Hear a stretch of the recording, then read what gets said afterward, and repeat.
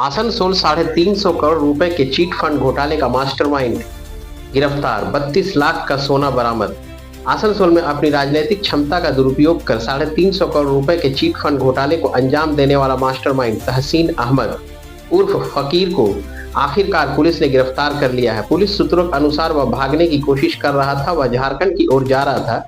उसी दौरान वह जाल में फंस गया। उसके पास से लगभग 250 ग्राम सोना, जिसकी कीमत वर्तमान में 31 लाख रुपए बताई जा रही है, वो भी बरामद कर लिया गया है। पुलिस सूत्रों के अनुसार आसनसोल उत्तर थाना पुलिस ने तहसीन को राष्ट्रीय राजमार्ग संख्या 19 पर चंद्रचूड़ चौराहे के पास से गिरफ्तार किया। जांचकर्ता के एक सूत्र के अनुसार तहसीन बस में सवार होकर भागने की कोशिश कर रहा था। संभवतः उसकी झारखंड फरार होने की योजना थी, लेकिन गुप्त सूत्रों के सूचना मिलने के बाद वह जाल में फंसा।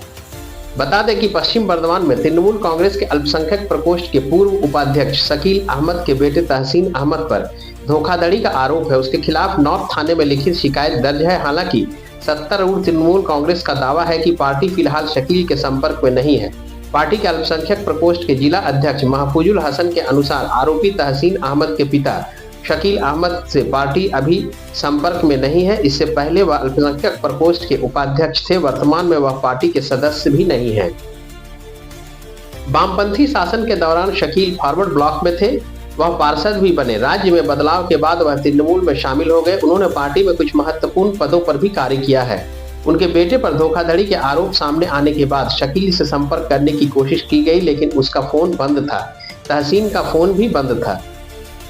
आसनसोल में रेल पार स्थित जहांगीरी मोहल्ला के कई निवासियों के तहसीन पर उनकी कमाई व सेविंग हड़पने का आरोप लगाया गया है। उनका आरोप है कि तहसीन ने उन्हें ज्यादा रिटर्न का लालच देकर ठगा। उसने हर महीने भारी ब्याज देने का वादा किया। हालांकि शुरुआत में निवेशकों को फायदा भी हुआ, लेकिन बाद में खाते में पैसा आना बंद हो गया।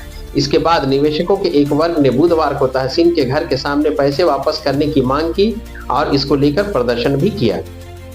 एक सेवानिवृत्त बीएसएफ अधिकारी ने बताया कि उन्होंने शुरुआत में 3 लाख रुपए का निवेश किया था। अच्छा रिटर्न मिलने पर उन्होंने और भी पैसे लगाए। कुल मिलाकर उन्होंने 41 लाख रुपए लगा दिए थे, लेकिन अब उन्हें एक भी पैसा नहीं मिल रहा है। कई लोगों ने उनकी बात मानकर इस परियोजना में पैसे भी दिए। अब सभी के पैसे फंस गए हैं।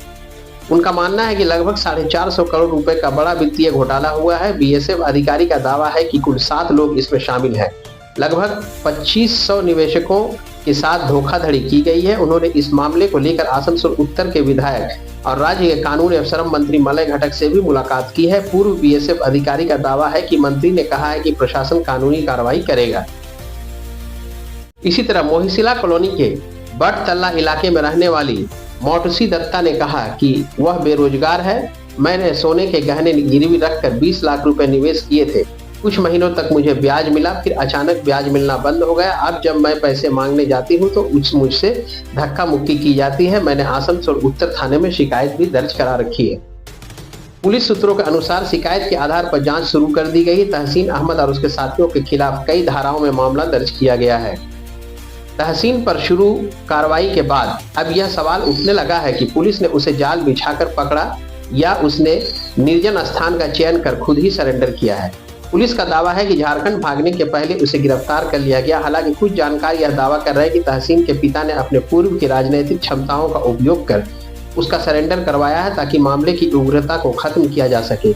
अगले कुछ महीनों में राज्य में विभिन्न विधानसभा चुनाव है। ऐसे में चुनाव के पहले राज्य के कद्दावर मंत्री के विधानसभा क्षेत्र में इस तरह के धोखाधड़ी उजागर होना राजनीतिक रूप से सत्तारूढ़ पार्टी को असहज करने वाली थी। विपक्षी पार्टियां इसे बड़ा मुद्दा बना सकती थी, इसलिए तहसीन के घर वालों पर दबाव डालकर उसे सरेंडर करवाया गया होगा।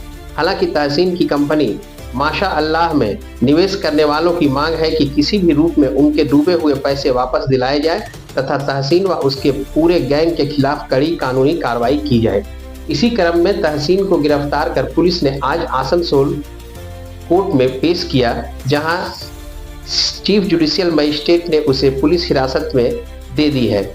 आगे की जांच चल रही है। जांच होने पर अधिकारी के द्वारा जैसे जैसे कुछ अपडेट मिलेगा हम आप लोगों के सामने रखेंगे।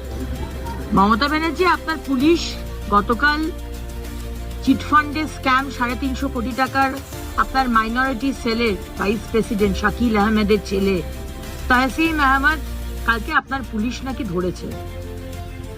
এখন ধরলে মানুষকে ঠান্ডা করতে চাইছেন, মানুষের যে রোষ। 5 বছর ধরে যে চুরি করলো 350 কোটি টাকা, আপনার মলয় ঘটক, আপনার বিধান উপাধ্যায়, আপনার নরেন চক্রবর্তী, আপনার এখানকার যে পুলিশের সিপি, কেউ জানতো না? মানুষকে বোকা বানাবার আবার চেষ্টা করছেন যে এখন মানুষ যে রেগে আছে, ক্ষোভে ফুঁসছে, তাদেরকে ঠান্ডা করার জন্য তাকে ধরে দেখানো আমরা পার্টি থেকে বহিষ্কার করে দিয়েছি, আমরা পুলিশকে দিয়ে ধরিয়েছি, আমরা আজকে কোর্টে প্রডিউস করছি। তাতে আমাদের কি? পাই পাই পয়সা যাদের চুরি করেছে টাকা, 350 কোটি টাকা আমার আসানসোলের মানুষের, আর তার বেশিরভাগটাই হচ্ছে আমার মুসলমান ভাই বোনেরা, তাদের টাকাটা কিন্তু ফেরত দিতে হবে। আপনার পুলিশ ধরলো কি কোর্টে প্রডিউস করলো কি সাজা হলো আমার দেখার দরকার নেই। টাকাগুলো যা চুরি করেছে মানুষ, সাধারণ মানুষ বাড়ি বিক্রি করে, লোন নিয়ে, জমি বিক্রি করে এই তহসিন আহমদ, শাকিল আহমদের কাছে টাকা পুঁজি রেখেছিল। আপনি জানতেন না, এটা আসানসোলের মানুষ বিশ্বাস করে না। সারদা আপনি জানতেন না, আমরা বিশ্বাস করি না। রোজভ্যালি আপনি জানতেন না, এটা বাংলার মানুষ বিশ্বাস করে না। তাই এই ফার্স, এই যে নাটক পুলিশকে দিয়ে আপনারা বিরাট কাজ করছেন, আপনারা সত্যের পথে, সত্যের সাথে, এগুলো বোঝাবার দরকার নেই। পাই পাই পয়সা ফেরত দিতে হবে, আর যদি না দেন তাহলে ভারতীয় জনতা পার্টি আমরা প্রতিটা থানা ঘেরাও করব, এটা আপনি জেনে রাখুন।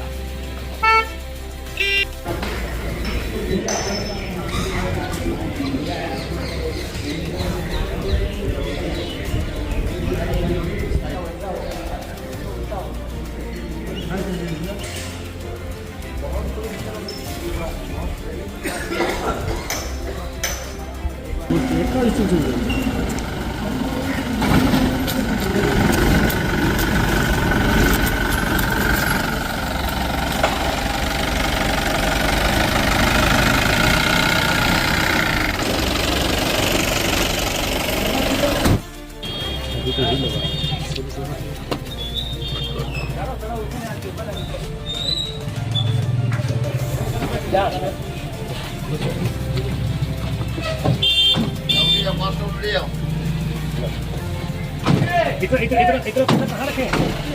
कहाँ रखे इतना पैसा? कहाँ रखे इतना पैसा?